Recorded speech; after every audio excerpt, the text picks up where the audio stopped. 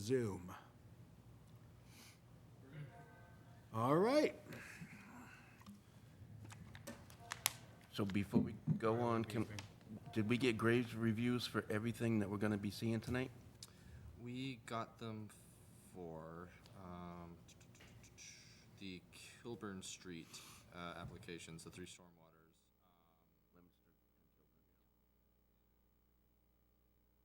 Made it in before the kind of. Yeah, we got a flurry on those stormwater ones. Those are sort of like Yep. holdovers.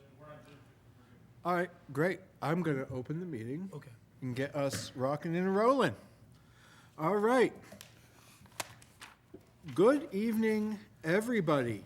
And first of all, Happy New Year. Feels late to be saying that, but this is our first planning board meeting of the new year on this, the 13th of January 2025. I got the year right. As always, we are here at the upstairs meeting room at our beautiful town hall. The bing bongs you hear above us on the hour are thanks to our local clock winders.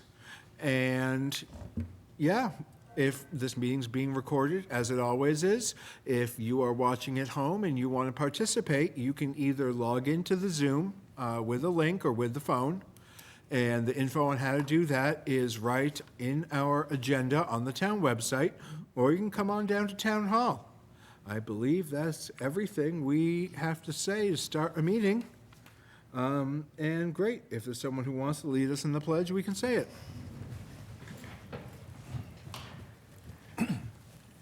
I pledge allegiance to the flag of the United States of America and to the republic for which it stands, one nation, under God, indivisible, with liberty and justice for all.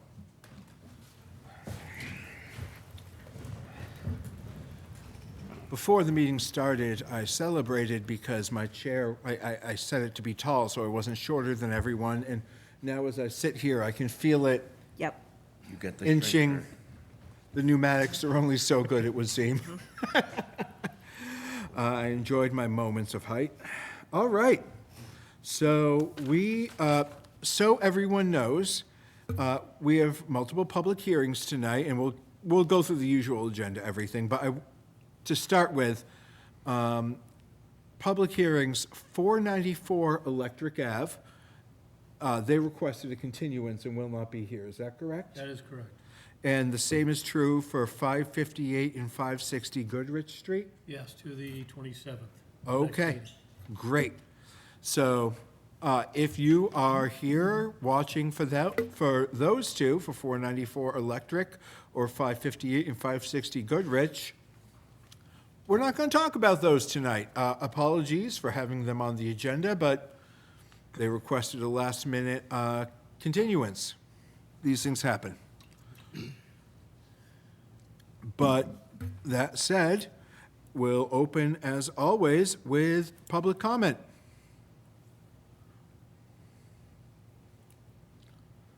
Seeing none, and there's no hands or anything in Zoom, correct? Not seeing any hands raised. Great. As always, if you are in Zoom and want to speak, just use that hand raise feature. There will be opportunities for public comment in all the public hearings, but we don't really neglect public comment by the same token. So raise your hand if you have something to say. We might get to you at a different time. We'll see. Okay. Chair and Director's report. Thank you, Mr. Chair, through you to the board. Just to follow up on the permitting pipeline, on the directors or the chair's comments on some of these applications. No fault of the applicants necessarily. We got some peer review ins late, and now we have pretty much all the peer reviews in the standing items. So the three that we're going to hear about tonight, 494 is continued, and 558 and 560 Goodrich is continued. We know that. But we also got the peer reviews in for 171 Arbor, and the two other ones are new items. So the peer reviewers caught up, and the applicants and their engineers are responding. It just, a lot of stuff came in late in the week last week, and I know we have a cutoff date, it's usually a week before the meeting, so we like to say to people, get it in a timely fashion or it won't be considered, but just sort of giving you an update that the pipeline is clearing, things are moving forward now, and, we're getting reports in, so there is movement in the right direction.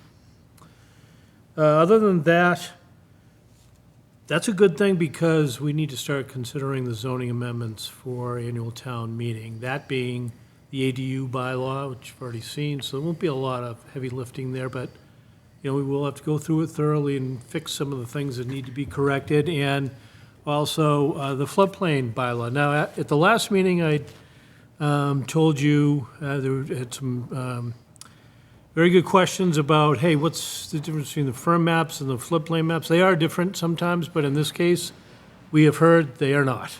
They are firm insurance map updates from FEMA. So we now have the model bylaw from them, and our regional planning agency is having some guidance sessions. So we will be fully prepared to talk about this in a zoning workshop on the 27th, and that will kick off our public part of the effort to get everything queued up for our annual town meeting and town meeting consideration. So that's the plan. And, I'll be giving you the model bylaw stuff in the staff report for the next meeting, as well as hopefully some of the guidance that's starting to roll in on that. So I'm now feeling pretty good that we'll have a good handle on it as we approach town meeting. Other than that, I'm looking at my staff report, I can't think of anything else so much as the MBTA zoning thing. Interesting development. Thursday, a highly anticipated for some of us, Supreme Court decision came down on the Milton issue, litigation with the MBTA denial. And the Supreme Court said, yes, the state has the right to do this. Yes, the Executive Office of Housing and Livable Communities has the right to promulgate regulations for it. But no, you did not do that properly, and so this is basically not enforceable at this time. So they can correct that. They're going to just have to go through the procedure. What the issue was is something called the Procedures Act, where you have to send something out for public comment. You have to have the AG review it. It's a process, and they didn't do it, not to the letter.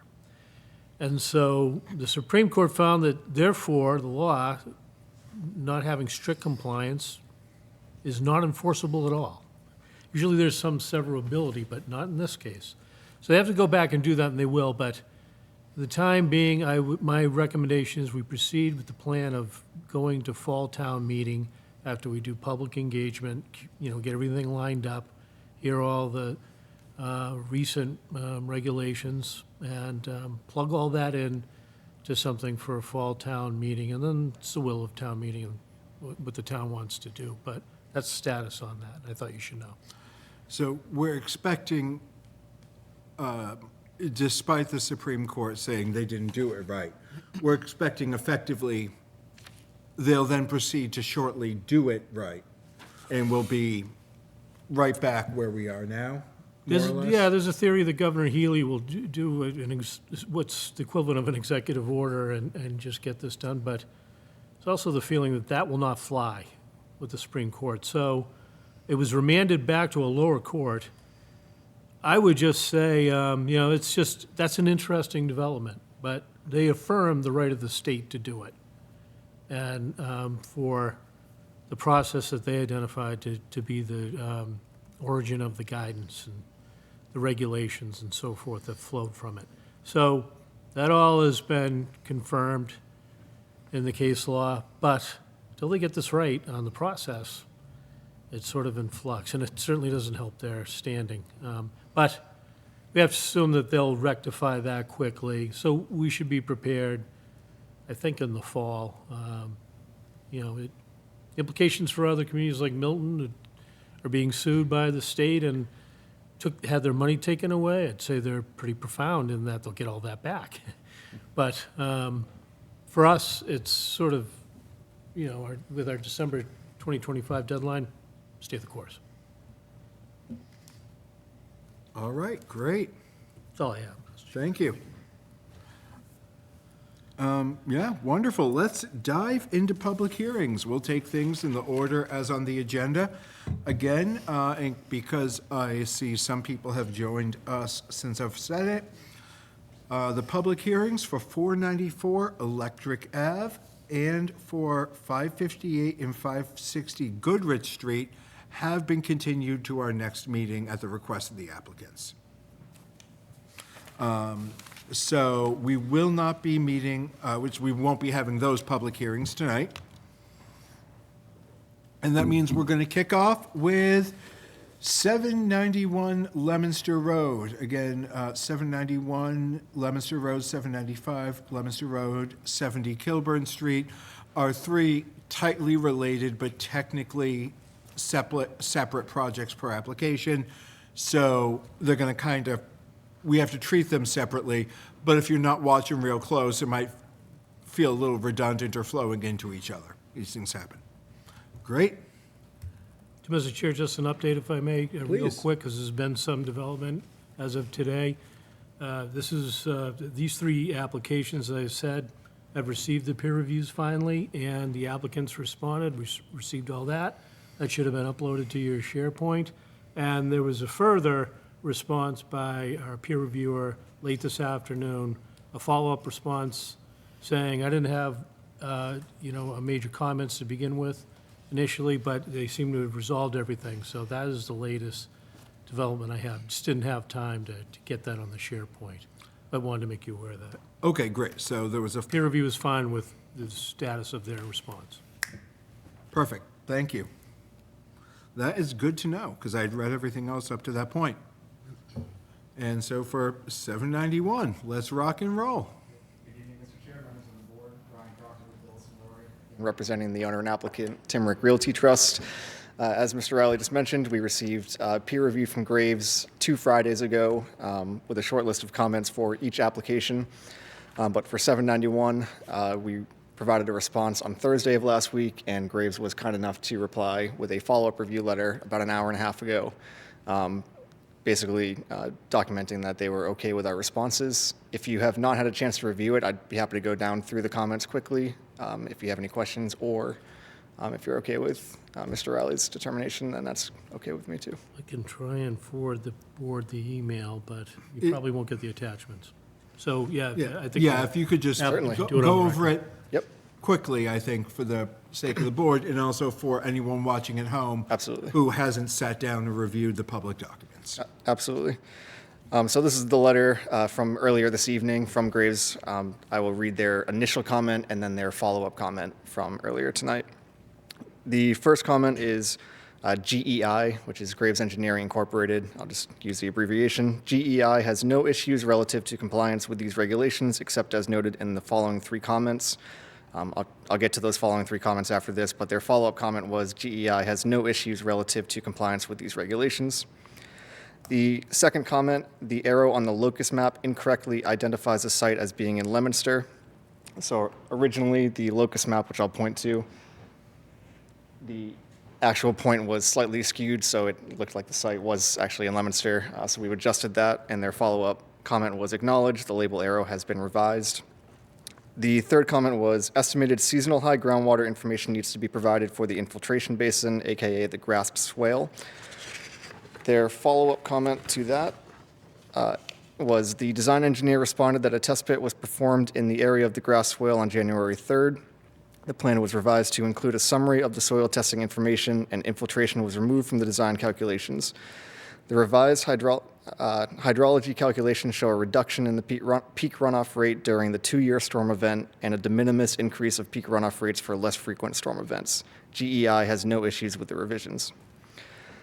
The fourth comment was to minimize the potential for inadvertent overflow of stormwater from the stone recharge trench to the Leominster Road right-of-way and to meet the design intent of conveying any overflow to the wetland. The plan should be revised to include a leader note at the end of the stone recharge trench near Leominster Road that requires the contractor to grade the area to direct stormwater overflow from the stone recharge trench towards the wetland.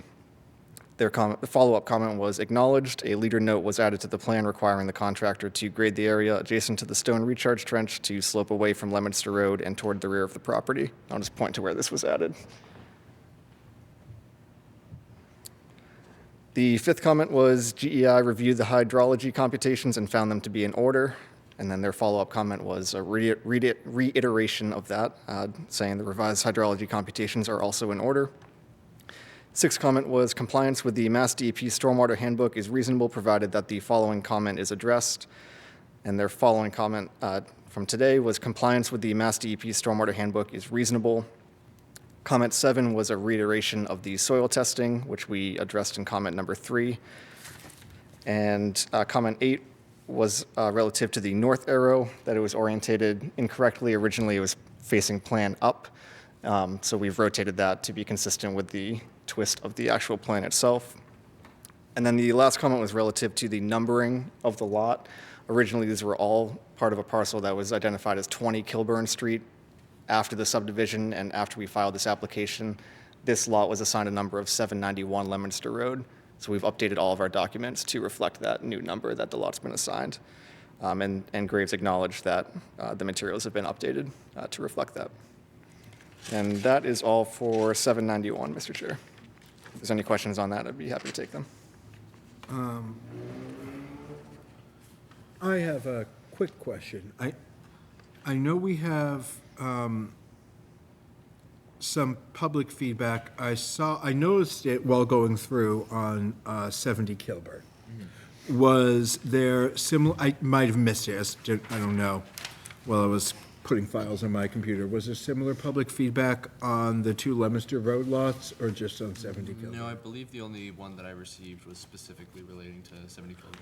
Cool, great. That's putting things in the right bucket for myself as well, as I feel myself slowly inching shorter as I speak. I sit here all of a sudden, all right. Great, I turn, well, first of all, this is, well, I'll turn to the board first. Do we have any questions or thoughts? Excuse me, I'm sorry. I have one. You addressed comment 3 and comment 7 about the soil testing? Yes. And the infiltration capacity? Yep. So the soil testing was performed, and it was deemed that it was not capable to infiltrate? So the groundwater was the estimated seasonal high groundwater was less than 2 feet to the bottom of the basin. So for design calcs, we removed infiltration from design and resubmitted calcs with it functioning essentially as a detention basin with the overflow. Okay, so was there a revision required to accommodate the excess due to non-infiltration? No, so we announced the soils here are all C and D rated soils. The peak runoff rates for the post-develop were still de minimis. They were still less than half a CFS per second during the post-develop runoff rate of increase. And Graves agreed that that was a de minimis increase. Okay. Well, just for the board's edification, this is another reason that we have peer review, and I'm not, just as a general comment, is that that's not something that this group would have caught. Nope.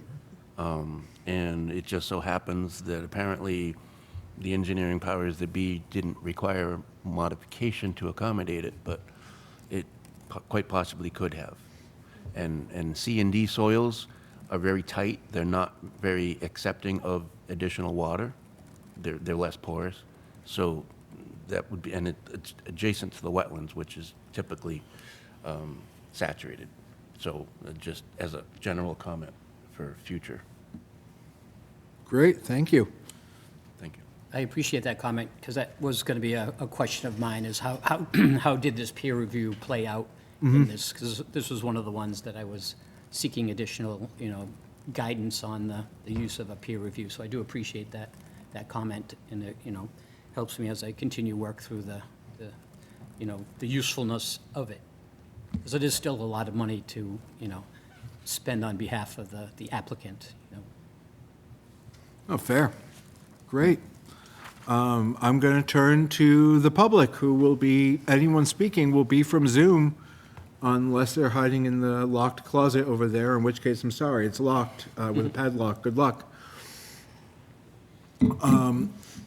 Again, this is for 791 Leominster Road.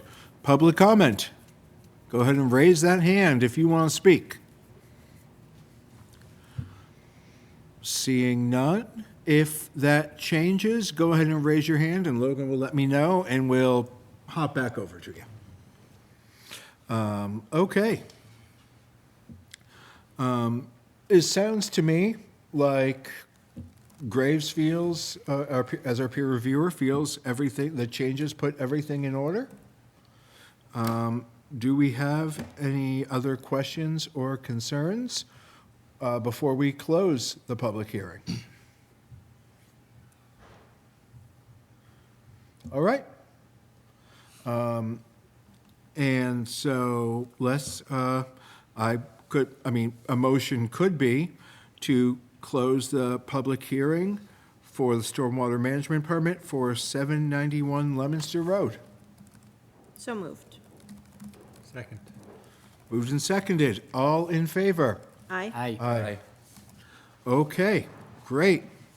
Public hearing is closed. And do we have any other deliberation? I'm trying to remember, do we have standard conditions for stormwater? Don't we? Or do we even do condition? I don't remember if there's conditions we put for stormwater or no, or do we just approve the permit? I don't remember. Well, I believe there needs to be some sort of a deed restriction or some comment on the deed about a requirement of maintenance, doesn't it? Yeah. So we do put, I'm just trying to remember, we haven't met much recently. I'm a little rusty. But, so I haven't heard any requests for additional conditions, so if we don't have further discussion, and if we do, that's fine. If we don't, there could be a motion to approve the stormwater permit for 791 Leominster Road with all standard conditions? Do we, Mr. Allison, you have your pensive face on. I do, because honestly, like you said, it's been a while. These have been a persistent pain in our behinds, and I want to make sure that we get this right. We did change recently about requiring certain things, and quite honestly, I don't remember exactly the extent of those changes. But We did make it standard, I believe, to record the, because we had a big hullabaloo, like it took us a while to figure out what we wanted there. Because we were debating back and forth on what was and wasn't effective. So, but if we want to delineate, I'm fine with that too. well, I think we just made sure that the maintenance requirements are listed on the deed of the property, I believe. So with all standard conditions and if necessary, that the maintenance requirements be recorded on the deed? Sure. I'll even so move that one. Would that work? Your question was to him? Oh, it was to I don't you. know why. Oh. Standard conditions? Standard condition, we're a little rusty on exactly what's listed in our standard conditions. So standard conditions, and if not otherwise specified in the standard conditions, also to record on the deed the maintenance requirements. Yeah, standard conditions have been the same in the permits, and so as to whether there's separate ones for the stormwater as opposed to site plan review. We do have separate ones for stormwater. Yeah, so then you'd want to use the special permit ones for that, and deed recording is, in either case, a requirement. Okay. Great. So it sounds like we have a so moved on that. Second. Moved and seconded. So the so moved only applied if we had all our ducks in a row, and are we It sounds like the answer is yes. good? Okay, moved and seconded. All in favor? Aye. Aye. Great. 791, check. Hey, before we move on to the next one, I also want to remind us that we do need to move and second and continue the public hearing for 494. Oh, that's a good point. I will, thank you for that. I will have us continue the public hearing for 494 and 558 and 560 Goodrich at the end of the list, just because that way Sounds good. I people's just- business, thank you, Matt, appreciate it. Sorry, Mr. Allison. 795 Lemonster Road. Still here, Ryan Proctor, Dillison Roy, representing the owner and applicant. Similarly to the other one, we received a follow-up letter from Graves Engineering earlier this evening. Once again, if it's okay with the board, I'll just go quickly through that letter. In summary, the comments are very similar. The first comment is GEI has no issues relative to the compliance with these regulations except as noted in the following two comments. The second comment is similar to the note comment relative to the overflow of the recharge trench. And the follow-up comment from this evening was a leader note has been added to the plan requiring the contractor to grade the area at the end of the trench to slope northerly towards the bordering vegetated wetlands. I'll just point to this again. The third comment was a requirement to provide a soil testing within the basin.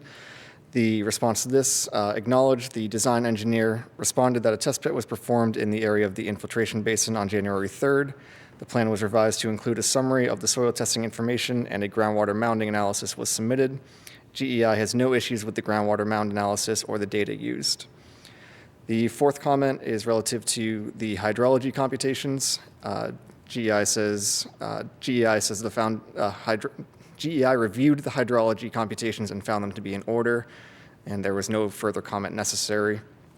The fifth comment, compliance with the Mass DEP Stormwater Handbook is reasonable, provided that the following comment is addressed. Their follow-up comment was that no further comment is necessary. 6 was a redundant comment of soil testing again. The 7th comment, the plan needs to include labels for the proposed topographic contours at the infiltration basin. So originally, we did not include labels within the basin itself. We added those. Graves acknowledged topographic contour labels were added to the plan. And then their last comment was relative, again, to the numbering of the lot. This one was identified originally as Lot 1. We've now updated our documents to reflect the 795 address that it was assigned at the beginning of this permitting process.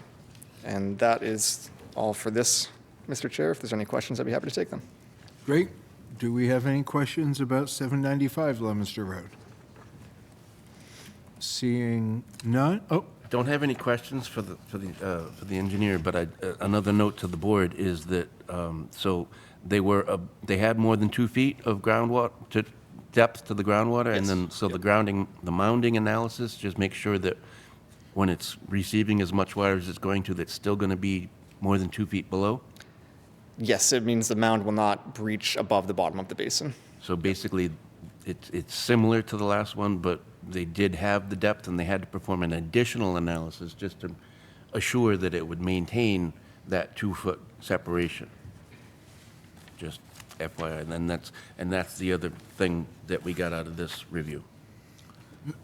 Thank you. Actually, I want to take one moment just to actually give a shout out to Jeff Walter Graves Engineering for getting this response back to us today, because that last minute response really smooths this process out for everybody. yes. We are, that's a thank you, and we're grateful. Seconded. And again, public comment. This would be for 795 Lemonster Road. Go ahead and throw that hand up in Zoom. Seeing none, and if you do want to comment and you're struggling, just get the hand up and we'll get to you. Great. Seeing no public comment, no further questions from the board, is there a motion to close the public hearing for 795 Lemonster Road? So moved. Oh, Second. moved and seconded. All in favor? Aye. Great, public hearing is closed. Deliberation. I like it when things feel easy. Yeah. If there's no other comment or discussion, we could have a motion for a decision on 795 Leominster Road. We've got a recommendation here Oh. in our staff notes. Move to close the public hearing and approve with standard conditions. Yep. Okay. That was my motion. Oh. So we've already closed the public hearing, so the Oh, motion yeah, would we be did that part. to, So, move to. approve the with standard stormwater. Conditions. yep, okay. I will second. Moved and seconded. All in favor? Aye. Bang-a-rang. 2 down, 1 to go. 70 Kilburn Street. All right, lastly, Ryan Proctor, Dillison Roy, representing the applicant. Similarly, we received a follow-up from Graves Engineering earlier this evening. I will once again just go quickly through the letter for 70 Kilburn Street. The first comment, GEI has no issues relative to compliance with these regulations, except as noted in the following comment. Second comment is again relative to groundwater and then needing to provide soil testing in the area of the proposed basin. The follow-up comment from earlier this evening acknowledged the design engineer responded that a test pit was performed in the area of the infiltration basin on January 3rd. The plan was revised to include a summary of the soil testing information, and a groundwater mounding analysis was submitted. GEI has no issues with the groundwater mound analysis or the data used. The third comment, GEI reviewed the hydrology computations and found them to be in order, and there was no further comment necessary. Comment 4, compliance with the Mass DEP Stormwater Handbook is reasonable, provided that the following comment is addressed, and there was no further comment necessary. Comment number 5 was again the requirement to provide soil testing in the area of the basin.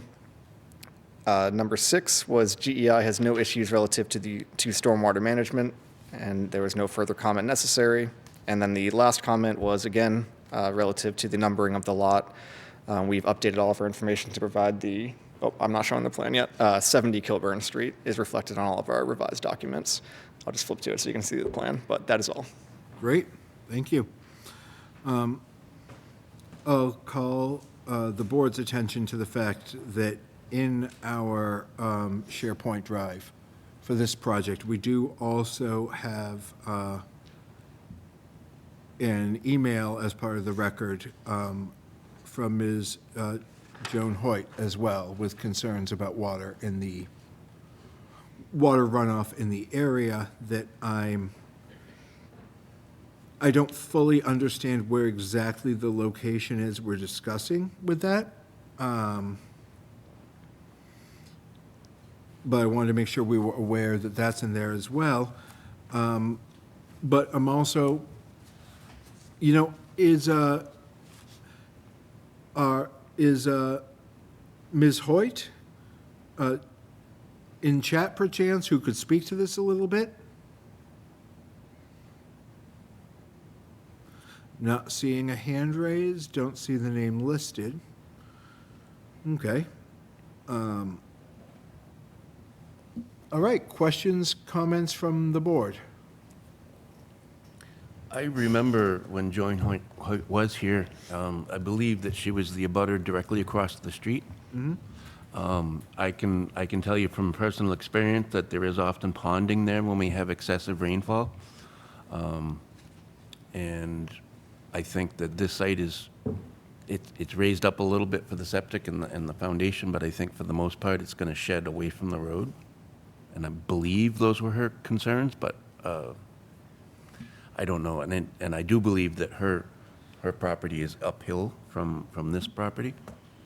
So the impacts would not be felt by her necessarily, but maybe by the roadway. Okay, I see the date on the email is I apologize, the date on the email is mid-November. So that would track with our discussion at that time as well. And then we met after the email. Okay, cool. I saw it in there today. I didn't check the date. I was thinking it was more recent. No, that gives scope, thank you. Good looking out, though. I'm glad, yeah, it's always Yeah. important to look out for these butters' comments. We did discuss it at the opening meeting as well, and Mr. Allison is correct. This property sits down from the road, with Yep. the exception of the septic, so any water that are problems with the street will more than likely become problems with this lot, rather than abutters. I believe I got this email, the other public comment, so if the board could forward that to me, and you receive it? If it was sent in mid-November, Oh, this email is directly from the SharePoint drive. okay. It was sent I've to- not seen that or aware of it, no. Okay. Thanks. All right, great. So, okay, wonderful. So we have talked about it. I remember the conversation with that reminder, and yeah, no, I'm personally comfy with it. Other questions or thoughts from the board, and then we'll go to public comment. I have a question. It looks like you're actually pulling water off the roadway, and you've got some grading shown in the right-of-way. Is that true? So the entrance for the driveway is about at road grade, and then the driveway does slope down from the okay. roadway. Okay, so that's the driveway grading I'm seeing? Yes. Okay, thank you. Be very shocking if the entrance for the driveway wasn't at about road grade. Yeah, Like, that's quite true. 3-5 foot difference could really be dramatic on the car. Test your shocks. Yeah. Great. Public comment. This is for 70 Kilburn Street. Seeing no hands up in Zoom.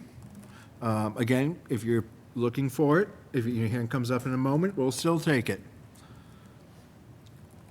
If there's no other hands popping up, though, and if there's no other questions or thoughts from the board, we could close the public hearing. Motion to close public hearing for 70 Kilburn Street. I'll second. Moved and seconded. All in favor? Aye. Okay, it's closed. Great. Any other thoughts or deliberation? Go ahead. Just globally, still wondering, contemplating, I think this one might be unique where it was three parcels by the same applicant, just where we called for the peer review. So that, is it fair to say that it was up to $6,000 added expense for the applicant based on those 3 peer reviews?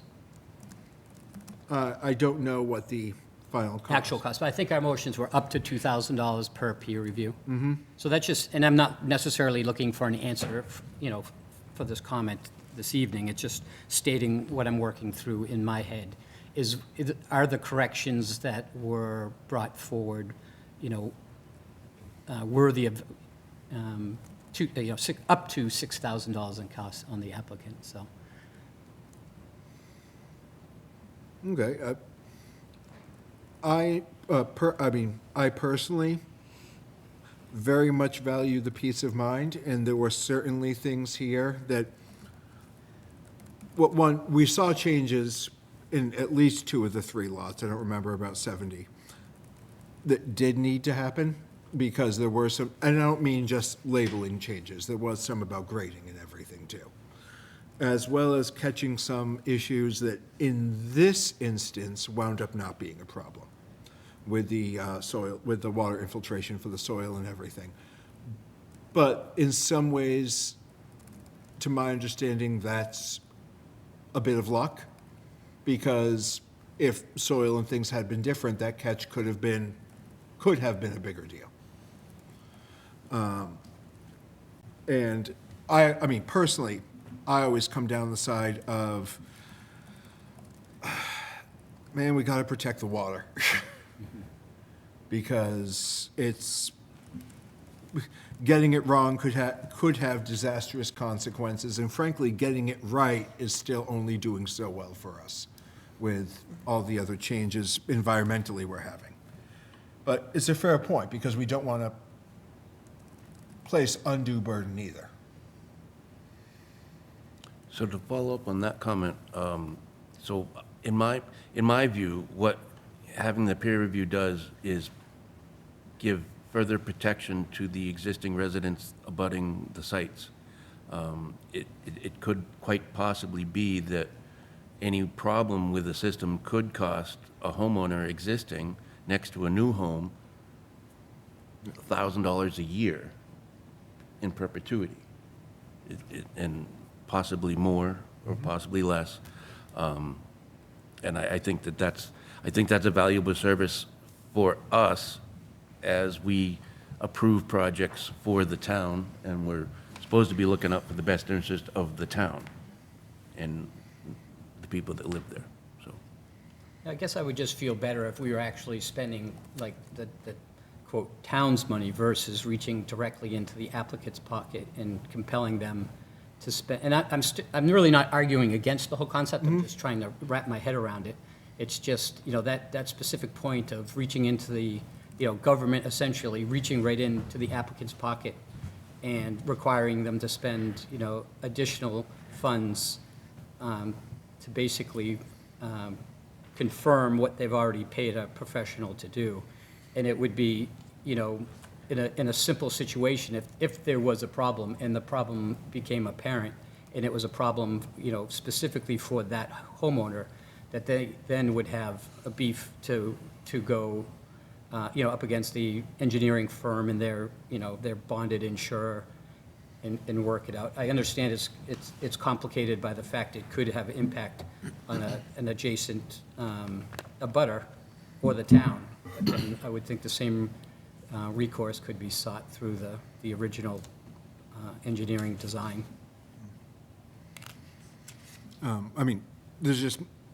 There isn't money in the town budget for it, and I'm under the impression that, peer review is very standard practice for this board and in general, for other planning boards. So I believe is something, and I would welcome comments if I am incorrect on this from the public who's here. But peer review is generally anticipated and the kind of thing that's budgeted for ahead of time, is my understanding. And so that factors in. I don't think it's a surprise when we ask for peer review. I think that factors in early on as part of the overall budget. And if that's incorrect, and often catches people off guard, I'd value that info, but I don't think that's the case. All right. Any other discussion on 70 Kilburn Street? Hearing none, I would look for a motion. Motion to approve with standard conditions. Approve as proposed with standard conditions. Hearing closed? What's that? Was the hearing closed? Yes. Yes. Yep, fair question, thank you. We did close the hearing, and we have a motion to approve for 70 Kilburn Street as proposed with standard conditions. I will second. Moved and seconded. All in favor? Aye. Okay. Was that everybody? Okay, cool. Great. Rock and roll. Then we're all set. Thank you so much. Thank you very much for your time. Appreciate it. Whew, 3 public hearings done. Again, 494 Electric and 558 and 560 Goodrich are going to be continued to our next meeting. We'll do the formality for that a couple public hearings from now. Next up would be 171 Arbor Street. Stormwater management permit and special permit for a common driveway. Should have uncommon driveways. That would be exciting.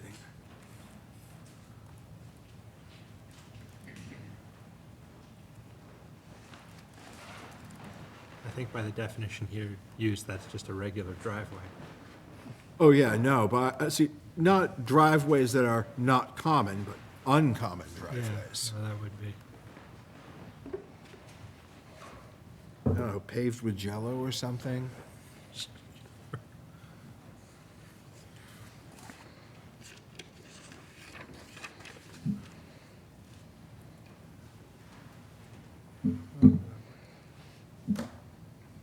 Ready? Rock All and right. roll. Good. Good evening, Brian Marchetti, McCarty Engineering. We were here before you back in December. The plan was peer reviewed by Graves Engineering. We did receive a comment letter from them last week. End of the week, it had a few comments, and there were only 2 comments in particular that required a plan change or an addition to the plan. I don't know if the board, if everybody's seen the comment letter. Was the comment letter in SharePoint and I missed it? That could easily be the case. But, so I haven't seen the comment letter, Okay. but I'm happy to hear Yep. just I'm personally happy to only hear the parts that are, here's what needs. Yeah, so there were 2, I don't have to read through. There were 7 comments, but 5 of the 7 were just acknowledging that they met the regulations. So the 2 comments that he had made that required a plan change was, he had asked for the earthwork information to be added to the plan. So for the total development, I added just a note here on the bottom. We've got a total cut of 81,700 cubic yards and a fill of about 800 cubic yards, which is just down in the beginning of the entrance here. Just changing the driveway entrance, like we discussed at the last meeting, required a little bit of fill there because I lessened the slope of the road. So that was added to the plan, and then he had asked for a construction entrance just to be shown. So all that is a 4-inch riprap stone for the first 50 feet of the driveway for erosion control practices to keep the roadway clean, to get the mud out of the tires of the trucks as they come and go from the site. So those are the 2 comments. Those were addressed. I revised the plan, stamped them, sent it back to Graves and to the town today. Okay. So obviously, being sent back today, we didn't get anything back from Graves, but it was, like I said, just 2 simple modifications to the plan. And the detail for the construction entrance was added to the detail sheet. So if you have any questions, if you happen to answer them. It may have already been addressed because I know that, oh, the comment is more recent, okay. I saw there was a concern in the Board of Health review as well. Have you seen that? No. This was on OpenGov. Yeah. Would I be able to just read it out, or I don't want to? Because any comments in OpenGov should go to the applicant anyway, right? Yeah. Okay, cool. Was it about the well? Like a well being located? Yeah, Proximity to the rain garden, yeah. Yeah, that's all. Basically, the septic systems here, the lots are big enough, they can be moved anywhere further away. The only one that was in proximity to the rain garden was this one. And this well, we can easily move it to the backyard and be, well over 50 feet away. This would be reviewed and approved as part of the Board of Health, and the Neshoba Board of Health, when we actually do the septic system designs in the future. So we haven't designed the septic systems yet because the lots haven't been cut and the earthwork hasn't happened. So once the earth is removed in these locations and we can do the test pitting in the locations and elevations where the actual septic systems will be installed. right, because we're only really looking at stormwater and the common driveway today. Yes. Okay, Yep. cool, got it, that makes So- sense. So it's worth knowing, but we don't have to, that doesn't really apply to our decisions today. Yeah. Great, okay, super. And those are really the only details at the end that, we're not going to go make those designs until we get these things approved first. Yeah. So, No, that makes sense. I saw it, I wanted to call it out, and then I go, oh, yeah, no, that's not, yeah. and there was a comment too offline just about the well on 155. So this is the property that we've gone to ZBA now to work out the details of the lot line reconfiguration. So that was all done. We did go to the Board of Health about the well setback to the lot line, and they granted us the variance. It reduced the well setback to this lot line by 2 feet, but we have a deed restriction on this full 50 feet, and we gave the abutter this parcel in the back, which basically adds an additional 50 feet of setback to that well. So they voted in favor to grant us that waiver. Great. That's already been done and obtained For the relief? the Yes. Special permit? for the existing well. So do we have an A&R, an approved A&R for all of that? We're going to as soon as this gets Okay. approved. It's all Super. done and ready to Yeah, I file. think we talked about it. Yeah. Okay. Okay. Questions from the board or comments?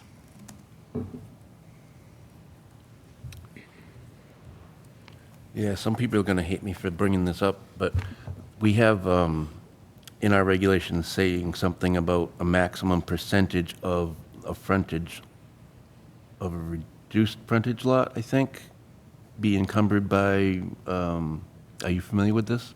Being encumbered by easements? Is anybody familiar with that? We ran into this Oh, problem. I don't know, but I have no idea, No. frankly. We ran into this problem up by Tri-Town. Well, what easement? So and I forget the number percentage, but there was some specific percentage of the frontage that could not be encumbered by an easement. And I think you said something about restriction, right? Well, we just put a deed restriction so that they wouldn't clear the trees in this first. Okay, so that's not an easement, is it? No, there's no easement. It's just a deed restriction on Okay. the property. Okay, And they all have their own full frontage and access is through the common driveway. excellent. Yep. I do have another question, though. That gray, Sorry, you only get one today. I'm going to move, no, go ahead. so that gray area just beyond the fork, the first fork there? This here? What Yeah. is that? That's, so I made a 30 by 40, just gravel area turnaround for Okay, emergency vehicles. okay, that is new then. Yeah, so we added that, and I added a regulation states 8 by 25 Beautiful. parking area here, so a turnaround here as well. Beautiful. Love it. So rather than using the individual's driveway for a turnaround, you just created a separate area? That's good. Yep. Super. I'm going to turn to the public. Hey, public, this is 171 Arbor Street. If you've got comments on 171 Arbor Street, raise that hand. Seeing none, but if it takes you a moment, that's okay.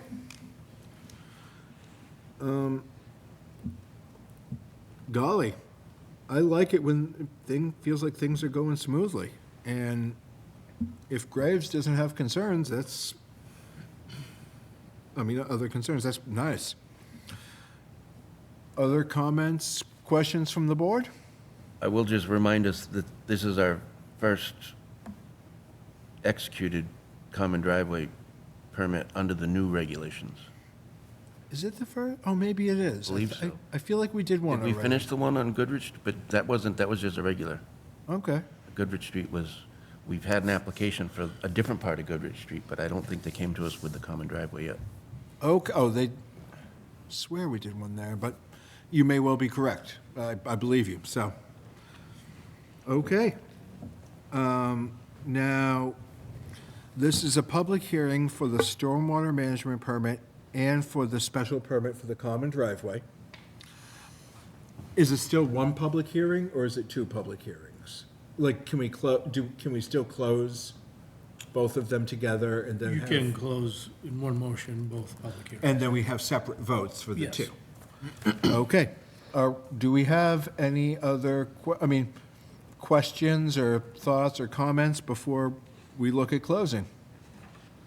I'd just like to comment that this is proof in the pudding. This is less than a year after we made the new bylaw that it's being taken advantage of.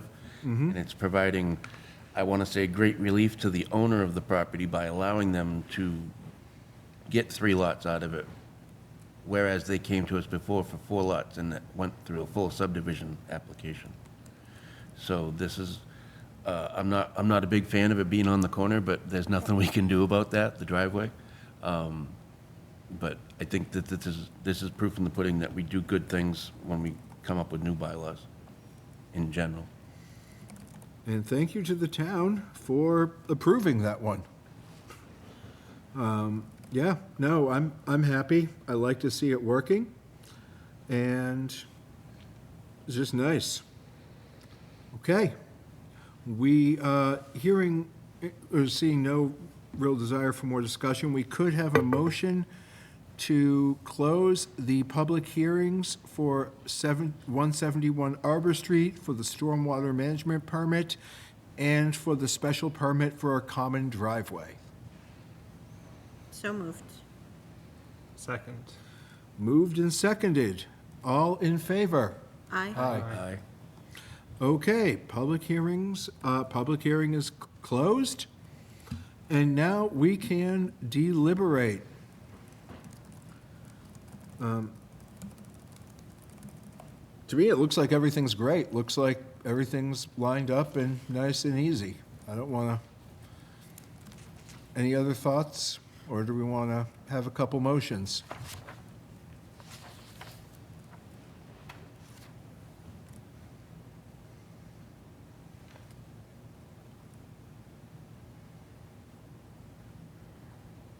I see some thinking faces going on, so I'm giving them a moment. I'm good. Okay, Thank you. great.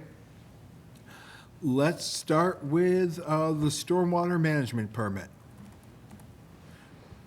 Do we want to, I mean, the motion could be to approve the stormwater management permit for 171 Arbor Street with all standard conditions? So moved. Second. Moved and seconded. All in favor? Aye. Aye. Great. Now, the next is a special permit. As a reminder, special permits do require a supermajority vote. So that would be 4 out of the 5 of us. Just general procedural things. It's a common driveway. It works. Do we have I'm sure we have standard conditions, but is the approval of the special permit would it be a motion to approve the special permit for the common driveway for 171 Arbor Street with all standard conditions? Would we need, If you're asking me, if you speak of standard conditions that the board has adopted in each permitting scenario, I don't have them. oh, you So- don't? And I Okay. can't find them. So I would need all those standard conditions you in some way, shape, or form approved as a body previously, either in the standard operating procedures or somewhere where there's a record of that. Because I Okay. do not have that, or I cannot find it. Okay, That doesn't mean it isn't in there somewhere, but I I know. cannot find it. We have them for stormwater. We have them for site plan. I'm Yeah, you confident in have, you that. have decision criteria, and they should reflect that. Or standard conditions are more operational things about what happens after permits are issued. Yes, and that's, I know we have that for stormwater and for site plan, because we've had those, and they're very, I mean, they're standard, they're what we do every time. Yeah, Special so that's something permit, that the board motioned and voted on, and I cannot confirm what they are for each okay, of the permits you issue. So if I'll- you have if you can go back, if the board can go back and what you understand are I can- those special conditions, I would need them to draft a proper decision. okay, I can go back and do some research. Kind of, yeah. On the prior docs on that, because we have them. Okay. And I think I can dig them up. But I don't think we have standard conditions for the special permit for common driveway. I don't know what would be required for, this is where my knowledge is lacking, in that, okay, here's the special permit for the common driveway, and now they can, I mean, that gives them the permission to start building the common driveway, Yeah, it correct? would be very similar to the other standard conditions, which are derived from construction standards Okay, so I would, or recording standards. So it's got to be recorded at the registry, so there's a legal definition and record of it. And then certain things along the way before issuance of building permits and certificates of completion to reflect that it's consistent with what you approved. Because you have no way of knowing, once off it goes, Yep. it starts under construction, and those standard conditions sort of dictate how the project achieves compliance according to what you approved. That's what Okay. they do. So that's what you're looking for, is post-approval. 10 or 15, they're usually 10 or 15. Yep. It does not vary between the size of the project because they're standard. And then the special conditions above and beyond that, specific to the project, are things that the applicant and the town couldn't agree on in the permitting process or something like that. But I just, I want to make sure I have the right ones that Yeah. I the can, last ones you approved. I can dig, like I said, I am 95% confident I can dig that out in fairly short order. I can make that a That would be priority great. for the next couple of days, yeah. Okay. But if you don't have ones on common driveways, The the motion shouldn't be standard conditions. It should probably be, I was thinking the motion could be to include the standard conditions for site plan approval, that would do it. because we do have those recorded, it's effectively the same. I think that works. It should work. There's another thing we need to ensure is taken care of, is the maintenance of the common area. We need some kind of a legal description, I think, don't we? We will, yes, you're right, because there's going to need, this is a, Because sure enough, out of 3 people, somebody's not gonna want to pay the plow bill. Right? I mean, when it comes right down to it. If it's a common driveway, they should all be equally sharing the expenses incurred by having a common driveway. do I we, consider, so in our regulations, we have decision criteria, approval criteria, right? I think that's one, there's I a reference think to that. that's one, I think that's in there. And again, those are sort of pre-approval. It should be designed this way. You must meet these standards. Do we have on record did the applicant submit, hey, here's how the common driveway is going to be handled, in terms of a HOA or whatever?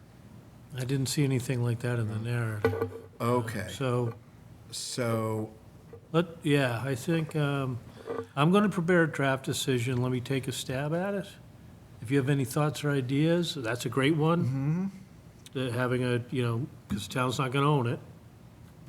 So, We've done other common drives in town too. I can go back and see what those approvals look like and send them back to you. yeah. If you want to look at the decision or whatever, however Then it's written. then you can look at it at the next meeting when you'd go to sign it. okay. Is that, and it'll be in my staff report. So you have a little time to say, all right. So we're thinking we would still approve tonight, but then have to approve the final decision? Or are you thinking we would do the vote next meeting? I I'm do- thinking you do the vote tonight. Okay. Because the only, issue is procedural one as to the standard conditions, Would not be- the project itself. Would be, So then you still have all the authority at your disposal at the next meeting before you sign the actual decision. You can review it beforehand. That's what I do. okay. So even though we've granted approval, we have authority to revise the conditions?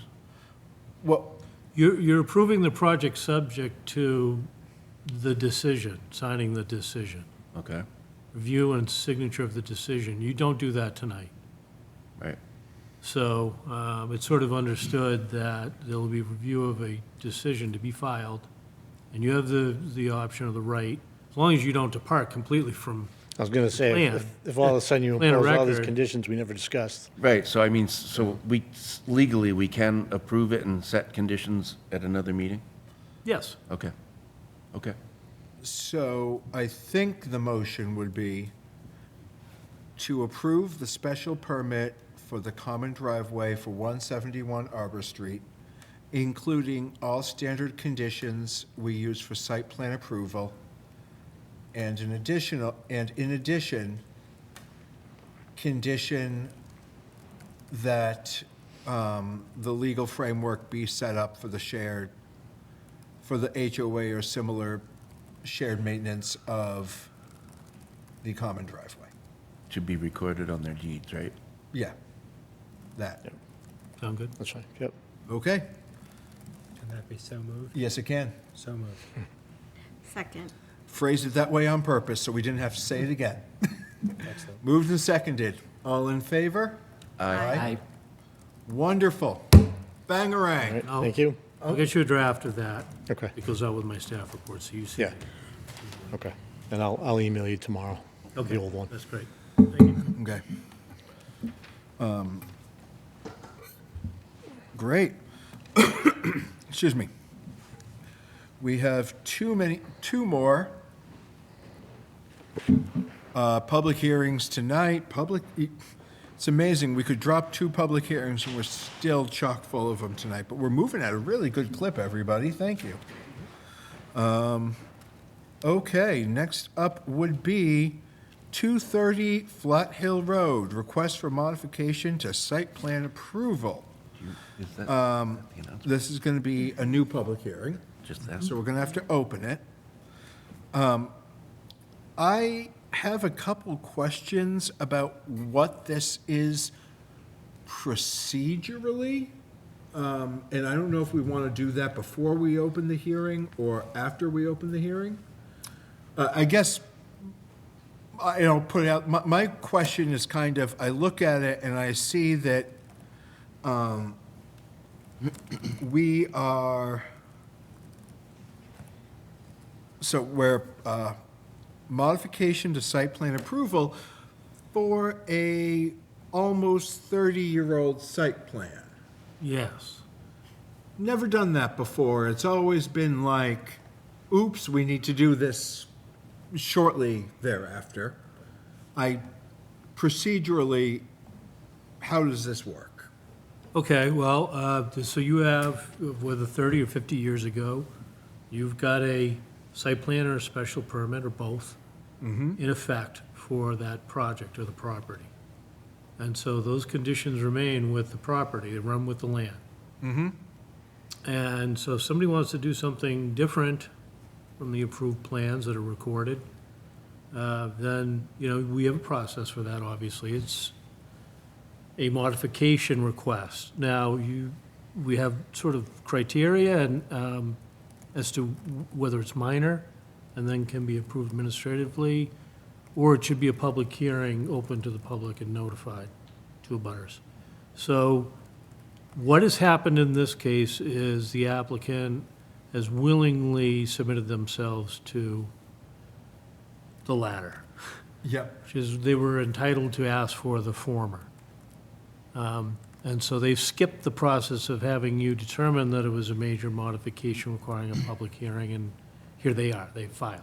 Okay. So that's why it's before you as a public hearing request for modification. It's changing the originally approved special permit and site plan that was approved coincidentally, and so that's a modification, and that's what they're seeking approval for. What's your criteria? It's the same criteria as in the regulations as they stand.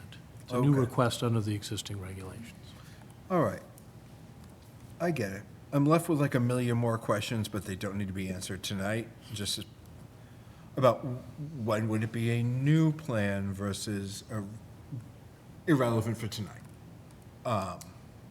Yeah, because they're requesting to modify the original 30-year-old plan, they can do Yep. that. Nope, it's fine. And they're not changing the, use or the intent or how it was, why it was approved originally. We actually still have those regulations in our zoning bylaws, so. Neat, just something a little different. There we go. Now we know. Okay. Ms. Clerk, would you like to read us to open the public Yes. hearing? The Lunenburg Planning Board will hold a public hearing on January 13th, 2025, at 6:05 PM, Town Hall, 17 Main Street, Lunenburg, Mass., to hear and review an application for requests for modification to site plan approval pursuant to 250-8.4F of the Code of the Town of Lunenburg by trustees of the Village at Flat Hill for addition of a 10 by 12-foot shed to house a sampler unit required by the DEP for the wastewater treatment facility. Subject property information, the location is 230 Flat Hill Road, Assessor's Map 84, parcel number 30. Owner is trustees of the Village at Flat Hill at 50 Cortlandt Circle. You can view the materials online at lunenburgma.portal.opengov.com via an email request to the Planning Office, Administrative Assistant, LOCONNELL@lunenburgma.gov, and in person at the Planning Office at 960 Mass Avenue in Lunenburg. Great. All right. So do we have a representative of the applicant here tonight? Wonderful. Yes, good evening. Michael Kennefick, I represent the Village at Flat Hill. Good evening, everybody. I'm going to pause you for 1 second before we get going. Yeah. Do we have the ability to make it slightly louder? No is a fine answer. Just, this is just on the edge of the volume coming from the television is right on the edge of my ability to hear clearly. I'm going to defer to the sound booth. Yeah, if we could, please. Thank you. All right, let's give it another shot. Okay. Is it louder now? Yes, it is. Okay, good. Sorry about that. So as I mentioned, I'm Michael Kennefick. I represent the Village at Flat Hill. I have two of the trustees with me tonight, Edward Pratt and Wayne Garapi. I think we have Roy Wood as well. He might be in a waiting room. He works for Great Blue Heron Management, which is the company that's currently managing the wastewater facility treatment plant for the Village of Flat Hill, which is it's a 45-home community.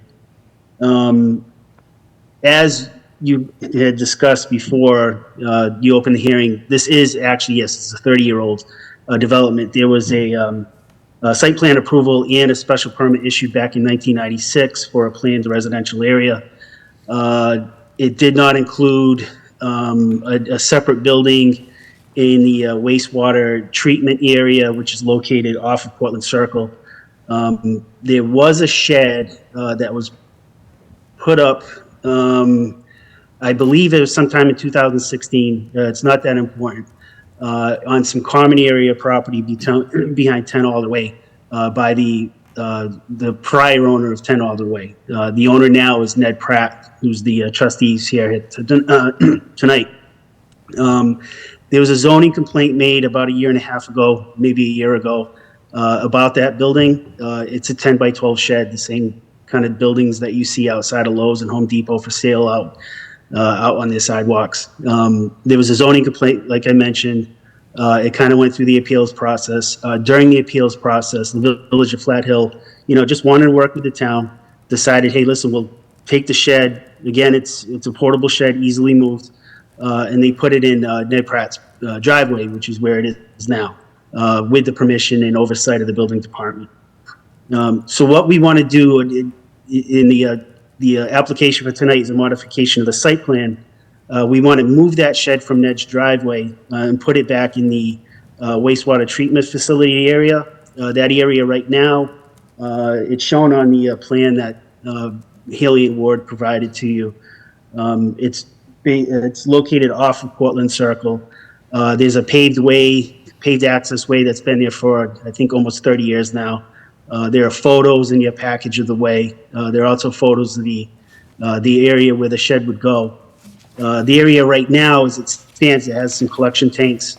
It has a pumping station building, and it's it's kind of a opened up area in the woods, quite away from anywhere anybody would ever see it. The closest building lot is the Starletta property, and the building, as proposed, would be 254 feet away from their property line. This is not a building anybody would see. It's tucked away in a, forested area with several acres of forest surrounding it. So it wouldn't be anything that would be, an eyesore or anything like that. As far as your standards, I took a look at those this morning. Most of them don't really come into play. There's already an existing road to the area, so we wouldn't have to build anything in addition to what's already on the ground. That's been there for decades at this point. There would be no increase in traffic. It's literally just Mr. Wood driving to the site every once in a while to do monitoring. There would be no added parking, as I mentioned. Absolutely no clearing of any kind of vegetation. As I mentioned, the area is already cleared out.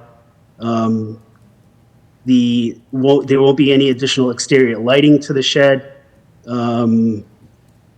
Power to the shed would be provided from the facility, so there wouldn't be any more utilities running down that access road to the wastewater treatment area.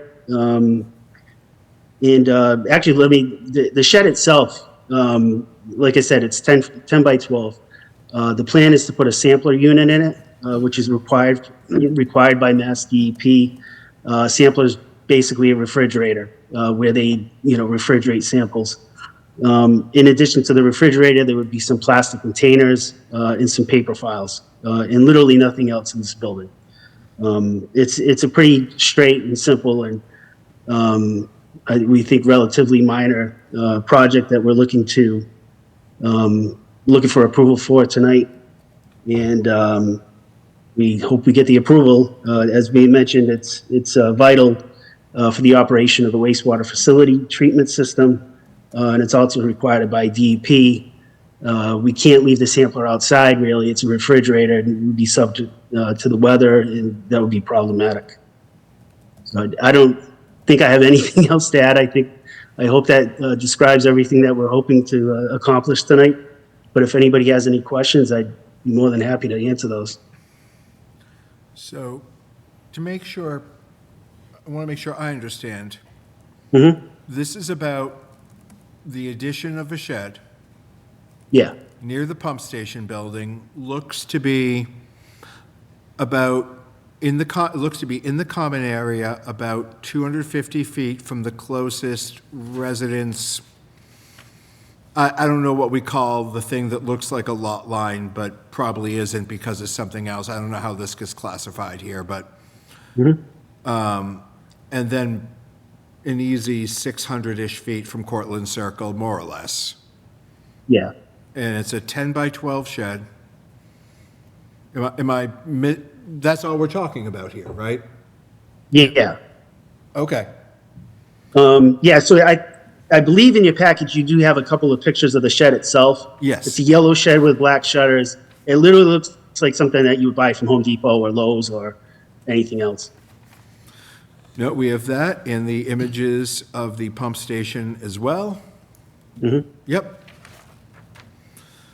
Okay, nice and easy. We have some letters in our packet as well, but this seems to me pretty straightforward. Questions or comments from the board before we go to public comment?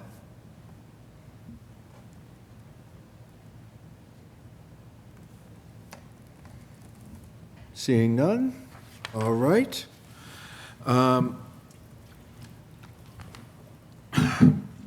Public comment. If you have a comment, go ahead and use that hand raise feature in Zoom.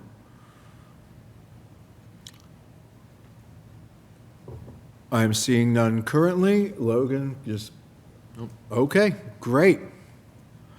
I have a question. Yeah. You mentioned somebody may be in the waiting room. There's nobody in the waiting room, right? No, Okay. no, there was no waiting room right here. Great. Okay. No public comment. I'll turn back to the board. I guess my thought is this seems delightfully straightforward. Need a shed, put a shed, not going to disrupt anything. Am I small too? Is 10 by 12 even require a building permit? in this town? 200. 200? Oh, wow, okay. Yeah, so this is a real, great. Okay. Just, again, this is a modification of site plan approval. So this is a straight majority vote when the time comes. Super, just making sure I'm understanding everything. I would add the term special permit. Oh, there It was is, originally approved and recorded as a special permit approval. okay, so does modifying a special permit require a supermajority? It does. Okay, super. Great. If there's no other questions from the board, we could close the hearing and move to deliberate. Motion to close the hearing for 230 Flat Hill. I will second. Moved and seconded. All in favor? Aye. Aye. Okay, hearing is closed and deliberate. Seems easy to me. Yeah. Yeah. So we could have would the motion just be to approve the request for modification to site plan approval and special permit for 230 Flat Hill Road As proposed, as proposed? with standard conditions, because, again, if you Okay, I approve a didn't- site plan, modification is treated like the actual initial application. Okay, so we still need to, okay, So you just say with standard conditions, even though they don't really matter here, but. okay, I'm fine with, I didn't know if the old ones carried over or not, I'm fine with that. Okay, so it sounds like the motion would be to approve the request for modification to site plan approval and special permit for 230 Flat Hill Road as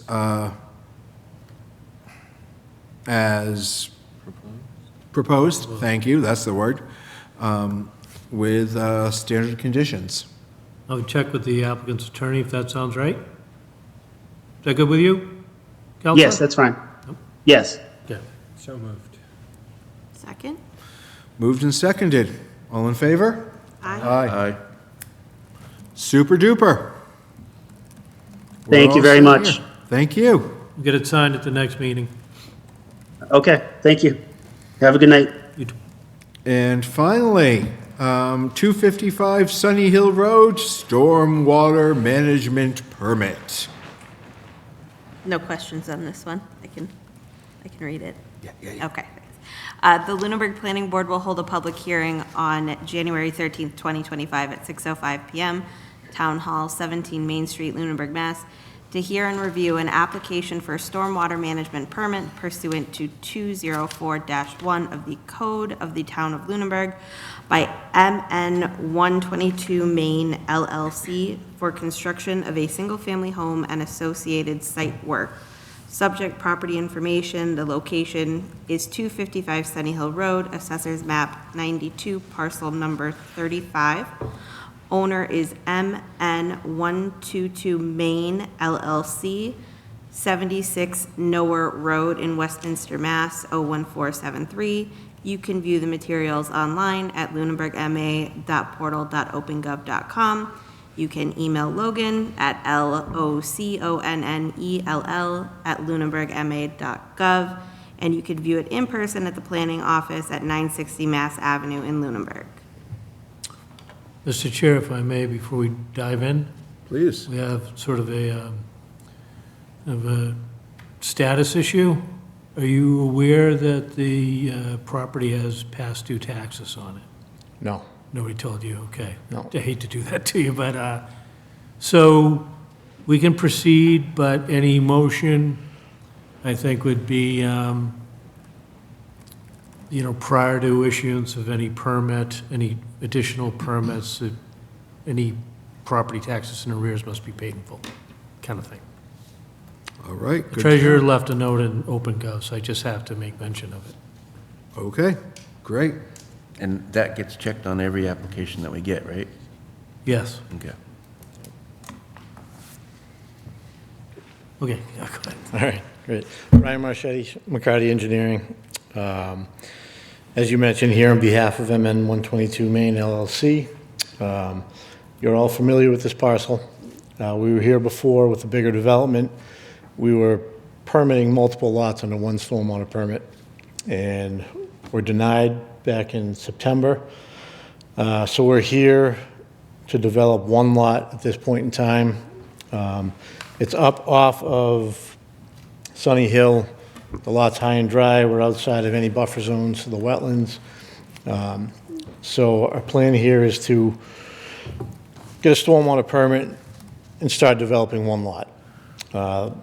This particular parcel, we've been in discussions with Public Works.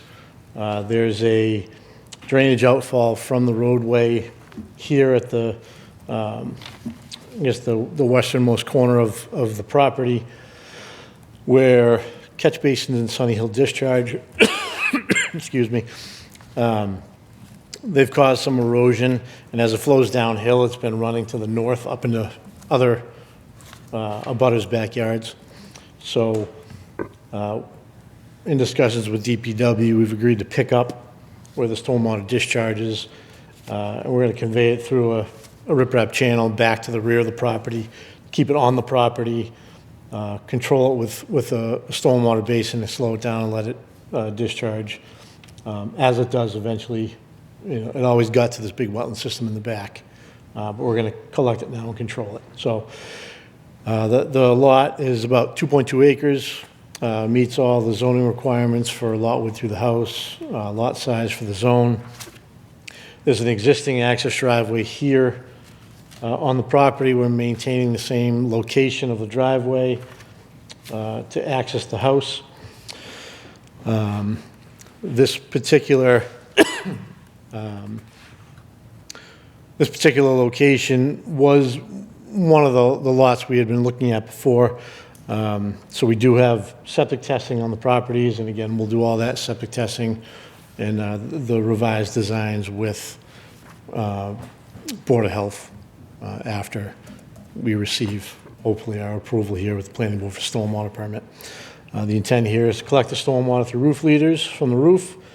And then the lot is graded right now to collect the driveway and route it to the swale. So both the rooftop and that is going to be routed to the swale, and the basin in the back of the lot has been sized to exceed the 1-inch water quality volume, which meets your regulations for both 90% TSS and 60% phosphorus. So really, that's it. If there's any particular questions, I'd be happy to answer them for you.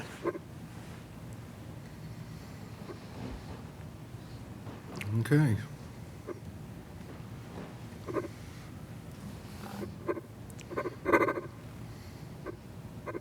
And again, we do understand this will all be reviewed by Graves moving forward. You said it still has to be reviewed? Yes. Graves. Okay, great. Are we still being required to request that review? Do we need to vote to request the review from Graves, or has it already where are we on? He's been sent the plans. I just, procedurally, I'd always ask for the Okay. board to make a motion and vote. So Can we do that in the middle of the public hearing, just to get Sure. that out of the way? Sure, at your pleasure. Yep. Sure. Let's just get that squared away, so there's no issue. Motion to, this is newer to us, so I don't know the exact wording to use. Motion to, Motion to require submission of $2,000 for purposes of peer review by the applicant to be assigned to Graves Engineering. So moved. Oh, Second.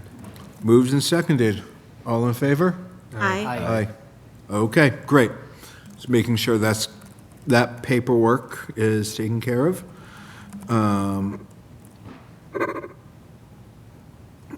Otherwise, this, questions or comments from the board?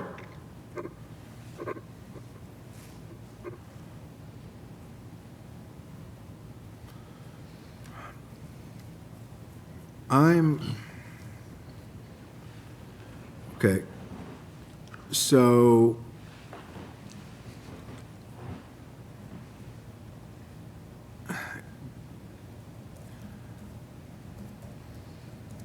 I'm trying to kind of process the contour lines here a little bit, just for my own understanding of what I'm looking at. Yep. Do I see it, just in terms of envisioning this in my head, it looks, is this a pretty steep slope the whole way? Yeah. Okay. It's a steep slope, so it's coming down the driveway. It's basically a walkout. So you're driving up top, it's a walkout basement out the back. So it catches Okay. some grade with the house. We've got a, I don't know, 20 or 30-foot backyard.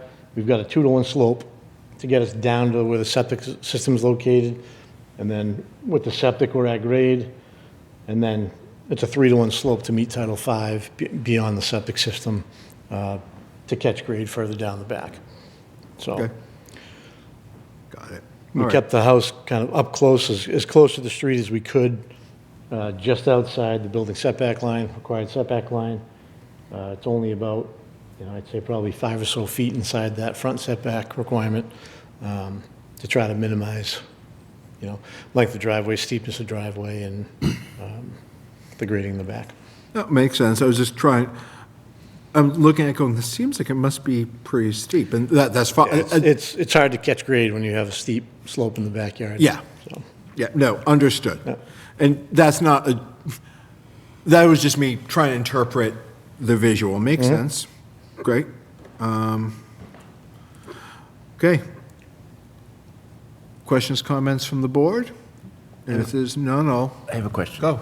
So does this limit of clearing go over the property line that was on the A&R that you guys did already? it does, into this So second are you going to revise the A&R, or is there going to be a grading easement or something? Well, we're starting to look at this next lot, so it'll either be a revised A&R or we'll put an easement on the back. Okay. There's plenty of lot area to play with to make it work if we had to move a lot line. All right. Oh, I have a question on that, actually. Are you able to put drainage structures in a grading easement? I guess you could call it a utility easement as well, right? Yeah. Okay. Yeah. And I believe the A&R plan is, the lot line configurations are different now than what we had previously got approved. Oh, okay. I was just assuming that line that's got the double dash in it was the A&R lot line. This is it's revised, kind of moving forward with trying to fit lots on this property.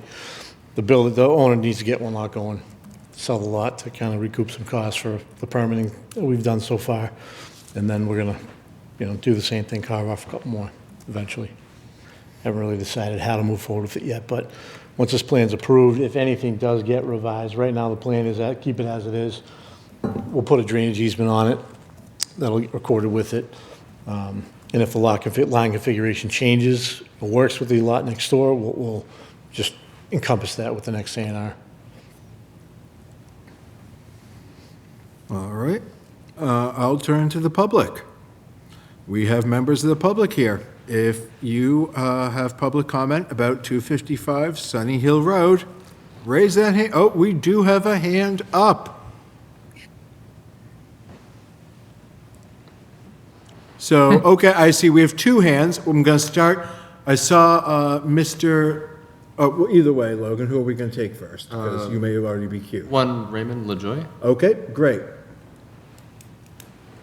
Good evening, everybody. Raymond LaJoy for 245 Leominster Road. So I was trying to look at that map, and I really can't see it, but the project that you have in mind, that is for the physical address of 255 Sunny Hill?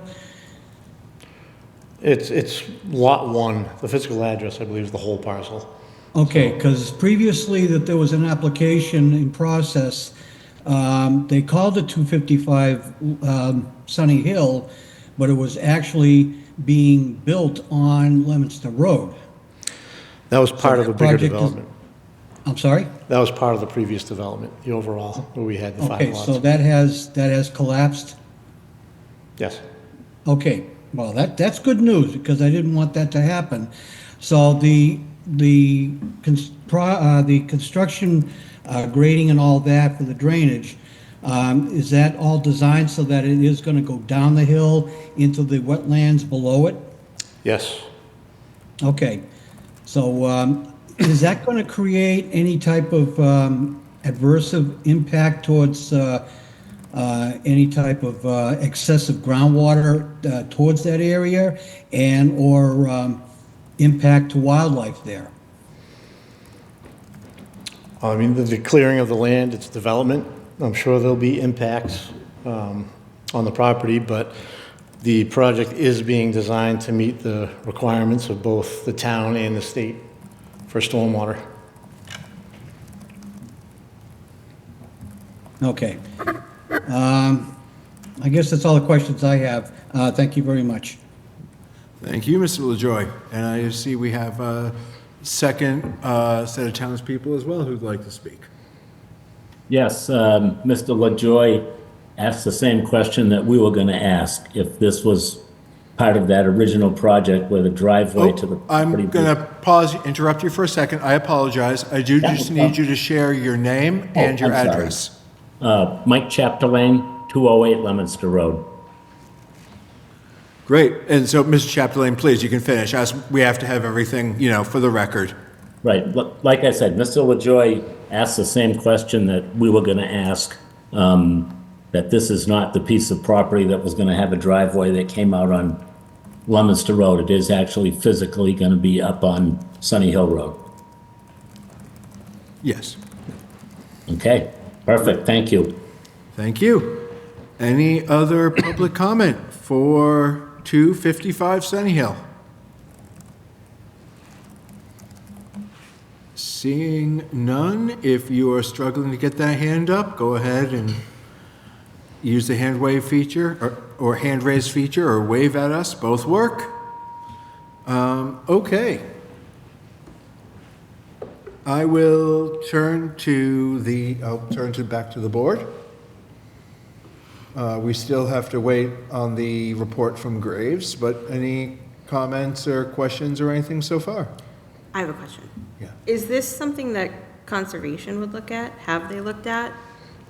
No, we're not required to file with conservation because we're not in their buffer zone. Okay, because I know there's a brook that runs, I think, behind the It is, property. it's well outside of our, the riparian zone, which is the 100 and 200 foot, is Okay. well outside of our limit. Okay. Okay, great.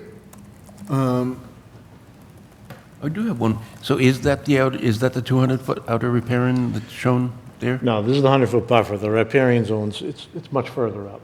Oh, The line does not come anywhere near Okay. this piece here. good, thank you. Yep. It's off map. All right, great. So Graves is going to check this out and get back to us. And to me, it sounds, unless there's anything else you want us to know tonight, No, that's great. the project. If we don't have any other questions, we could look to continue this. Do we have an idea on when Graves thinks the turnaround might be?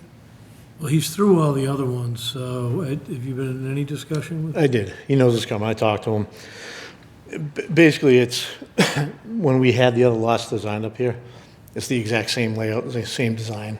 So, he said it would be pretty quick, but So you're it's up to him. comfortable continuing to the 27th, and you'll have your response Yep, in time for? certainly. And it's up to him. If he doesn't have it ready by then we'll continue. Okay. All right.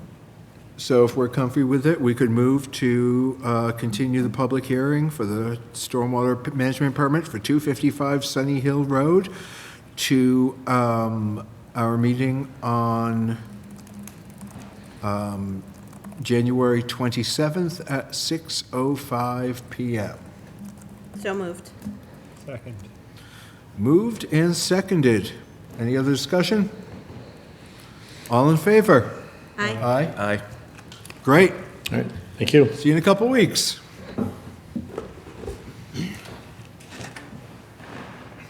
Great. Now, we do just housekeeping now. So those are all the public hearings for tonight. We have 2 public hearings that we're going to be continuing, as we discussed earlier in the meeting, so I'll be moving us on from them. And then we'll go on to the rest of the meeting. So we have to vote to continue. Does 494 Electric want to continue to the 27th? They do. Okay, An email. and does 558 and 560 Goodrich also want to continue to They the do. 27th? We also have an email to confirm that. Can we handle that with one motion? Yes. Okay.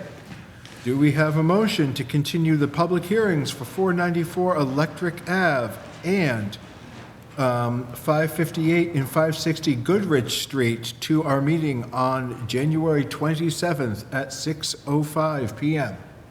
So moved. Second? Moved and seconded. All in favor? Aye. Okay, great. That finally closes public hearings. Woo! Board discussions. We don't have any specific topics there tonight. So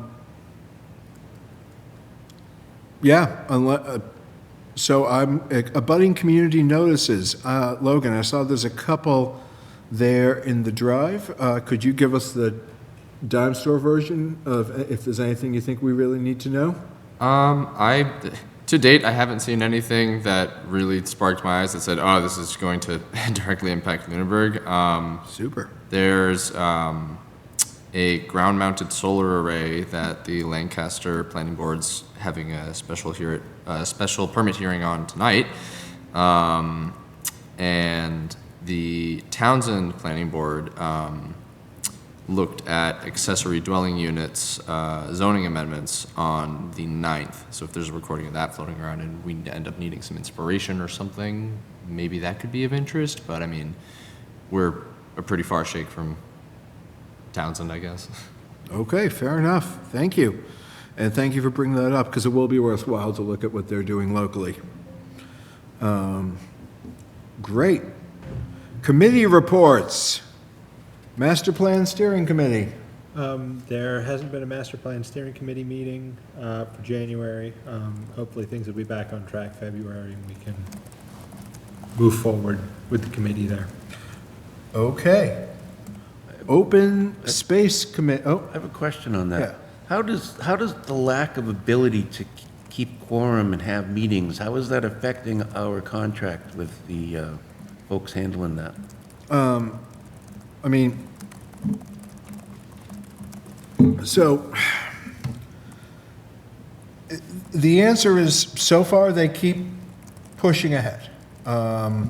Because there are points where the Master Plan Steering Committee, if they had quorum, could be giving additional input, but the, both through consulting with me as the chair, consulting with Chris, as well as just really following the previous instructions of the committee, they can keep pushing forward by and large in the direction that was indicated. Eventually, they're going to have a draft to present, and that draft is going to need to be looked at by the steering committee. So we are going to need them more up and running, or if that can't be the case, then we'd have to consider what our other options are. I hope that's not the case. I hope we can get a quorum there and renewed vigor. This may be better addressed in the board comments at the end of the meeting, but I'd like to hear if there is an update or any motion on how the discussion we had about reducing the charge, reducing the quorum size. Right? I know from the discussion we've had, there's been at least one resignation, or two resignations, both the chair and the, I forgot what position it was. But because of that, it is going to be easier to make quorum at the next meeting. No, I'm sorry, that doesn't, it would be nice if it did work that way, but the charge of that committee is a 15-member group, and the quorum still remains at 8. We Doesn't were matter. given specific information that if we don't have filled seats, they don't count towards our quorum. I don't remember who gave me that information. Chris, can you confirm or deny or comment on that at all? I don't know about, We created a standing committee of 15 members. I've never seen the contract. I've asked for it, but never seen the contract, the charge, or any background documents on. So let's, Tim, why don't we go, the town clerk could answer this for certain, Okay. should be able to. So let's make a point of getting together and heading over to the town clerk and see if we can have that conversation in the next week or so. Yeah. And get that the sooner the better, and get that really solidified. Okay. And if you're not available during the day, we can find it and I can head over and we'll get a definitive answer on that, because I think it would impact things. Well, I can tell you from experience, we had 3-person assessors and all 3 of them quit, or at least 2 of them, and they could not meet because they had a minimum of 2 quorum. And if 2 people left, the filling of the seats does not change the quorum requirement of the group, in my understanding. Then what I think I would like to do is, I would tentatively like to put, I would like to put, I don't know what we call it, it's not, a reorg is a specific thing. But us looking at the composition of the master plan steering committee, and if we need to trim seats, I'd like to put that on our next meeting. So that being on the agenda, we can act on it and vote if needed, and we'll have answers before that. Excellent. We do also need a reorganization, though. You do, but that is what the master plan steering committee itself has to do. Sure. We don't assign those, yeah. No, they need a reorg, but that's why I was careful to not say reorg, because that's a different thing. But we can look at the composition, and just saying my intent out loud, my intent would not be to trim any seats that are actively filled. Right. Sure. I won't speak for the board on that, obviously, but saying that out loud also, in case people hear this and worry, oh God, I'm on that committee, are they gonna cut my seat? And I'll tell you what. We'd be pretty Seeing as dumb. they don't keep not showing up, I don't think they're too concerned. Right? That's my own grievance. Okay. Yeah, just for, if I may, Mr. Chair. Yeah. Information for the board. What we need at this point in the project is, the next milestone is a final full draft that includes priority action items and implementation chapter. They've done the existing conditions. That's been public knowledge for some while. We need to wrap this up, but I don't want to shortcut any public involvement or boards or committees or any input, but practically speaking, we will need the steering committee to do one essential task left, and that is review the final draft with the action priority items in the implementation chapter. And then they can make a recommendation, and we can move forward with that. You are the certifying board. It is your authority. It's always best practice to go to town meeting, give a report, and hopefully get their blessing, but you are the authority under the statute, which you probably know. Now that you've mentioned that, I will add another alternative suggestion, is that if they continue to have difficulty making quorum, is it possible that we could include that group with this group and have our quorum constitute a meeting for that group? They are our charge, and it is our responsibility, so to speak. I'm just trying to make sure that if the contracted people are able to be here and they're coming and they're not being able to present, or stuff's not getting done because we don't have a quorum, it really is this group's obligation in the first place. I've seen that done, and I think you can do that, yes. Okay. I think that is Options are good. allowable. Yeah. Thank you. Okay. All right. Good questions, good thoughts. Thank you.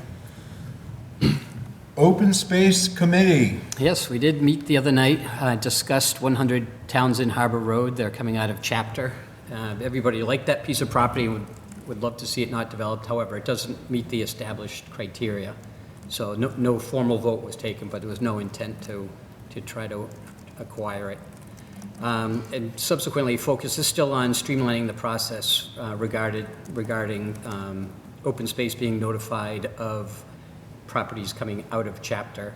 And in speaking with Logan, it's on the radar, and I think between the open space, having a new open space plan created in the near future, as well as the master plan, I think we'll be able to hash it out and come up with a good process. In fact, watching the Conservation Commission, they even mentioned that they're working on creating a box in OpenGov.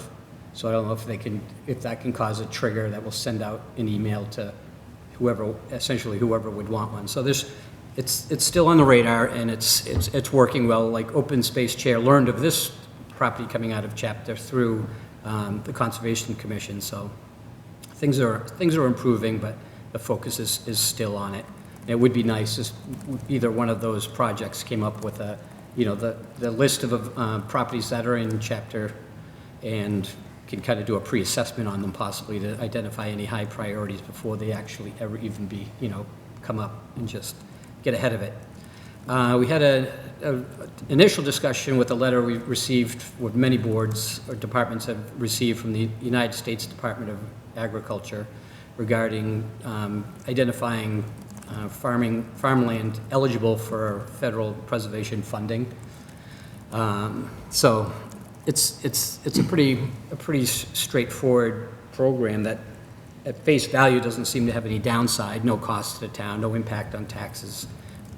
So it's just an ongoing discussion that we'll be having, or various boards will be having. And again, that one was just tabled as we learn more. That's it for open space. Great, thank you. So, two things from me. One, thank you to the Open Space Committee for actively looking at the streamlining and everything. That, once that gets figured out for the town, that will be a godsend. Yeah. For this process. Secondly, for my own planning as board chair, it sounds like there is a property coming out of chapter, and even if open space did not vote on it, that means we're still going to be asked by the select board upcoming about it, most likely. Correct? Great. Okay. So good to know that is coming on the radar as well, because it's also good to know that people on open space thought it was worth preserving, even if it didn't meet their guidelines, because we are not, those guidelines, I don't say this to imply we would willy-nilly circumvent the Open Space Committee, but if they're saying this is good but doesn't fall within our purview as open space, I appreciate that feedback as well, and would inform some of my decisions, so. And that was my comment moving forward, where we actually, hadn't technically been notified, we just learned of it, that, we wouldn't preclude anybody else's opinions by us stepping out of the gun and just saying no, that we could, this was my thoughts, that if some other board wanted to, pursue it, that we could in turn decide to support them. Faulty logic or not, I don't know, but that's what I said. Okay. No? If I may, Mr. Chair. Please. If you become aware of, as you have, funding sources, there's a lot of money for open space acquisition. So by all means, if you want to reach out to me, having done a lot of the applications and so forth, I can help you move that forward if you identify a project. Just let me know and I'll Okay. come to your meeting. Good to know. And, I'm sorry. No, please. So, and from past experience of my being on that group, there was excuse me, an expressed interest in a joint meeting with that open space and this group, when it does come up to first right of refusals. And that was right, that was presented to this group right about the time that we lost Adam. So the paperwork might have been shuffled, but there was a discussion, and I'm pretty sure that this group thought it was a good idea when it was brought up. And that group did then as well. So, and I don't want to speak for anybody right now, but that was the recommendation. Yeah. Glenn, say the word from that committee that they want to have a joint meeting with us, and we will at the very least, be able to merge it into one of our existing meetings without batting an eye. And I'd be very happy to do that as chair, to get that on the agenda. Pretty much no questions asked, because I like it when boards and committees talk to each other. It's a lovely thing. All right, Municipal Building Design Committee. All right, our meetings have picked up. We're doing about 3-hour meetings now, and our next meeting will be interrupted. Well, our schedule is interrupted by the holiday, so we're going to meet next Wednesday. The firm that we've gotten to help us with that has been very, very responsive from one meeting to the other. They came back with quite highly revised plans to what they had initially done, and they, in my opinion, had hit every single comment that we had made in positive direction. My understanding is that the chair of that group met with the school committee, met with Historical Society, met with a couple of other stakeholders, and those discussions will be discussed at our next meeting on Wednesday. Great. It's nice to see that committee chugging along again. That's real pleasant. Capital Planning Committee.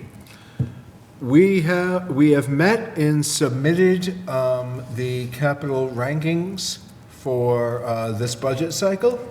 That all happened before the new year, as required. That's squared away. We don't have our next meeting on the books yet, because I think everyone was taking a moment to breathe. There's very heavy overlap between that committee and the Town Manager Screening Committee, so it was a very busy late fall into early winter, and I think everyone's taking a moment to breathe. And then we're going to get back together to work on the 5 and 10 year plan.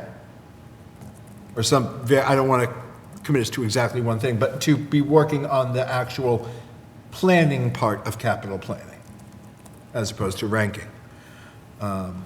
And people are looking forward to that. Economic Development Committee.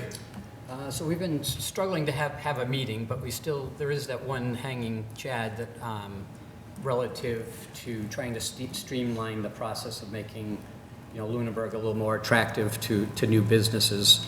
And it's that, revolves around that change of use designation that we saw with the former puppet theater and now gift shop. And it just seems like that's an area of concern that's, to me, without really knowing a whole lot about it, it seems like an easy first step, even if it was just a minor step forward. Mm-hmm. If we were able to, whether it takes giving the authority to the building manager, the building inspector, or what, in order to determine that, the use of a property is pretty consistent with previous use, and just leave it up to have the building inspector or whoever it is, have the authority to okay it. Okay. So I have a question about that. Is the Economic Development Committee looking to come to us with a concrete set of recommendations? Well, that's kind of the struggle without having actually had the, productive meetings in recent, but that's just kind of my own interpretation of what I've had, from the initial meeting that I had been to, as well as just individual comments with various people, not necessarily limited to the committee. But it seems like that's a ripe area of, maybe the first step, or one of the first steps, is easy turnoff to a business trying to move into town. So whether it's as simple, and I'm not saying that it is, but if it's as simple as giving somebody the authority, the land use director, the building commissioner, to be able to determine that, a puppet theater going into evolving into a gift shop is pretty straightforward. It's not turning it into like a 50-seat restaurant with, grease traps and friolators, whatnot. That it seems like my impression is that maybe some businesses are forced to do a change of use when it really is not, it may not be necessary. So that needs to all be vetted. And Yeah. I'm not suggesting it's easy as a vote of the board, but might be, it seems to me it would be a nice thing to focus on, even if it's a much more complex issue, as opposed to like taking on the whole water district bylaw, like a million issues over once, if we just, each town meeting, just picked away, so we actually have some forward momentum. It may not solve the problem, but we're at least moving in the right direction as opposed to stalled or moving backwards. I would personally, in an ideal world, I would love it if the EDC could propose a bylaw. I don't know that there's enough bylaw writing experience on that committee for that to be super feasible. It may or may not be, I don't know. But it would, and this is just me speaking personally, but even then, a set of concrete recommendations would be super helpful. Also, I know previously that committee expressed frustration, this is from when I was on it, with a lot of when you're doing permits, there's a lot of go here, now go here, Right. now go here. I believe the work that's happened in OpenGov, does that get rid of some of that? Not in its current state and not outright. It is a thing that can be implemented. There's a projects feature that from the applicant's perspective, they have a section on their dashboard that is projects, and say if you're applying for a restaurant, rather than being manually directed by someone like myself or whoever else, file, this permit, this permit, this permit, there would be a questionnaire that we designed with questions that flag whether or not a permit is required, like based on if you're serving alcohol at said restaurant, right? And that sort of thing. That would have to be designed from the ground up. It doesn't exist Okay. right now, but the capability is there. Okay. It's not implemented. Neat, that's good to know too. And I stopped in the office the other day and had an impromptu conversation with Mr. Riley, and, I think we have the benefit now of having his expertise to guide us, the EDC, and it's just like, I just wanted to bring it up again, just in light of the fact we haven't had much, productivity or productive meetings with the EDC. I don't want to, I don't think anybody wants to lose sight of the making progress. Excellent. All right, thank you. Stormwater Task Force. We've not had a meeting since the last planning board meeting. Fair. Montechusett Regional Planning Commission. We met last week, not too much to report. There was like an informational meeting, a big chunk of it for Neshoba Valley Medical Center. Basically the same stuff we've heard since it closed. People writing letters, throwing out ideas of what they could do with the space, but not too much movement from what I understand. Okay. Montechusett Joint Transportation Committee. We also met last week. It was a great meeting. We had a representative from MART there who spoke on their increased safety measures. I don't know if everyone knows there was a pretty bad accident in Fitchburg at I forget what it's called, the bus stop that's right in town. And then as well as Mount Wachusett Community College in Gardner, there was another accident there. And so he came and spoke about the things that they're doing physically to the properties to make them safer. We asked about training, and it was kind of, we train our drivers. And it's like, okay, we'll see. So there's a lot of people at the previous meeting who had a lot of issues with MART drivers in general, but he kind of laid a lot of fears to rest after his little deal. And then the other thing that I wanted to talk about is we don't often talk about the Montechusett Metropolitan Planning Organization. So the MMPO. I don't know if anybody from Lunenburg goes to that, attends those meetings? Select board. Select board does. Okay, cool. So they already know about it then. Because there's a caucus coming up. So I was like, I don't know anything about the MPO. So select board, if you're hearing this, the caucus information is online. Okay, thank you. If I may, just to give you a little background on that, that is a tremendous resource for a whole gambit of transportation-related projects. Yeah. I mean, intermodal, by transportation, I mean the full scope. And that is the official mechanism that funnels federal money, Federal Highway Act money, down to municipalities through what's called the TIP, Transportation Improvement Program.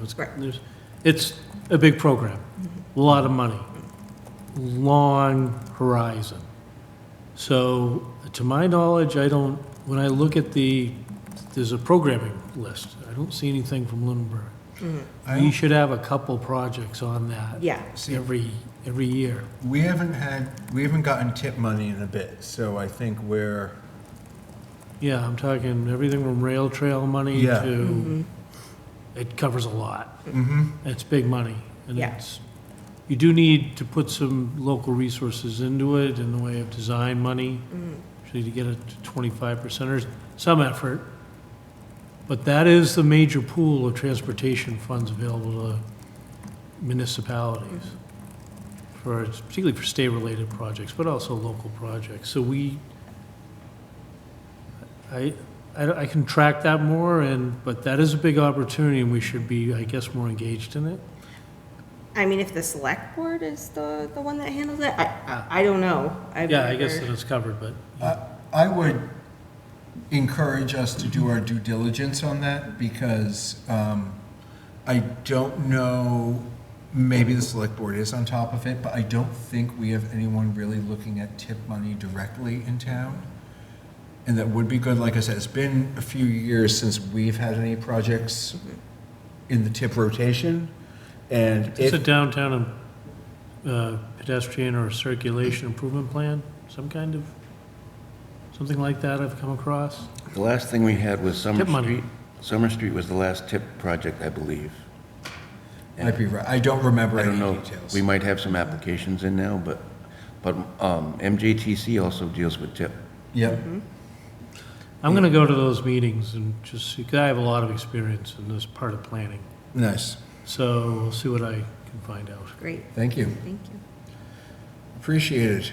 And Town Manager Screening Committee. Well, after this meeting, we can take that off our list, hopefully for the next several years. The Town Manager Screening Committee, we conducted interviews with several candidates and passed 3 on to the Select Board. And the Select Board will be interviewing them next week, I believe.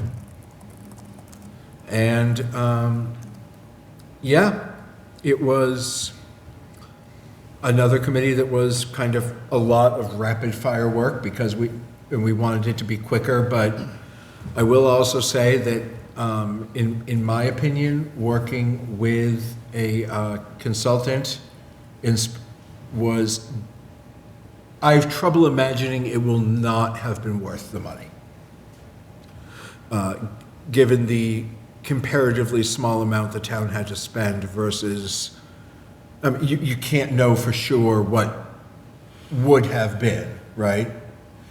But we got a lot of expertise, we got in front of a lot of eyes, and we had people there to help us interpret the data that existed, even in terms of, well, why might there be a certain number of applications and other such things. But no, overall, that process went very well, in my opinion. And I think the Select Board hopefully can identify the best person to be managing our town. All right, that's all of our committee reports. Minutes approval. We have minutes for October 28th and November 25th.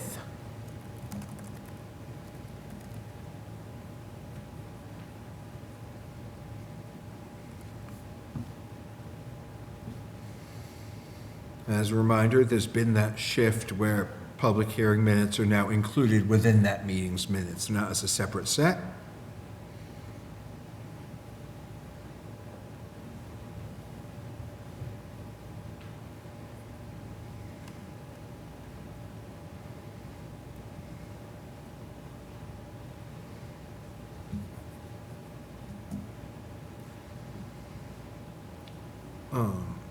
I did want to say that these are more thorough than our old minutes were. I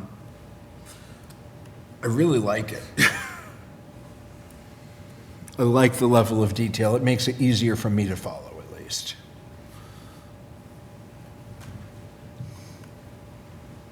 Once we've had a chance to review, I would look for a motion on the minutes for the October 25th, 2024, sorry, October 28th, 2024, and November 25th, 2024 meetings.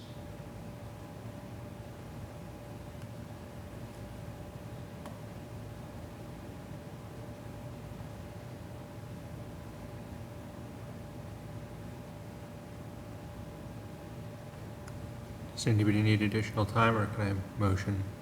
I think you're good. Motion to approve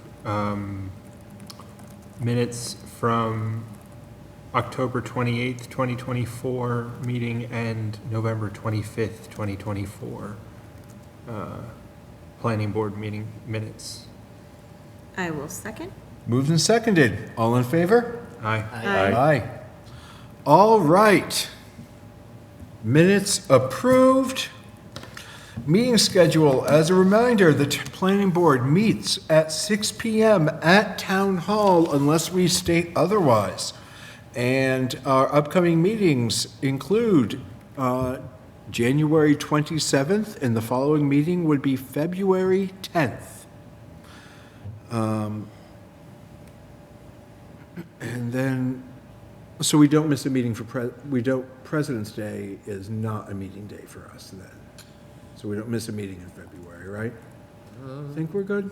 February 17th, which I believe is one of the Mondays that we don't do. Let's see. Well, I see the 10th. Yep. So it wouldn't be the 17th, it'd be the 24th then. Oh, you're saying the, Yes, we. God, I'm slow. Okay. Look, you get what you pay for, and I get a nice big zero on my imaginary paycheck. All right, public comment. Seeing none. Board comment concerns. Hearing none. I would entertain a motion to adjourn. So moved. Moved and seconded. All in favor? Aye. Aye. Thank you, everyone. That concludes our January 13th meeting. I hope you had a wonderful new year, and we'll see you in 2 weeks. Take care, everybody.